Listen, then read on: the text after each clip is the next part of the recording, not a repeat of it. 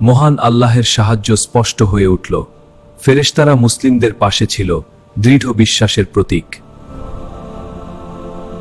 যুদ্ধ তীব্রতা পেতে থাকে। ধুলো, সূর্যকিরণ আর উত্তেজনার মাঝে সৈন্যরা একে অপরকে ধাক্কা দিচ্ছে। শত্রুর বাহিনী ধীরে ধীরে পিছিয়ে যায়। মুসলিমদের সাহস এবং ঈমান দৃঢ় হয়ে উঠল। মুসলিমদের ধৈর্য এবং বিশ্বাসী শেষ পর্যন্ত ইতিহাস গড়ল।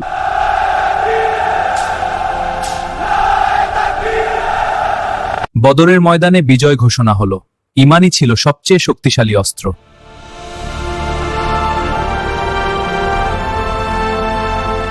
যুদ্ধ শেষ হলেও তার প্রভাব চিরকাল ইসলামী ইতিহাসে হয়ে থাকল।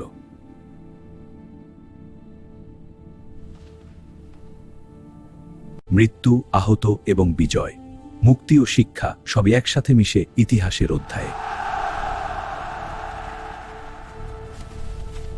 ঈমানের বিজয় মানব হৃদয়কে স্পর্শ করল। আল্লাহর সাহায্য স্পষ্ট।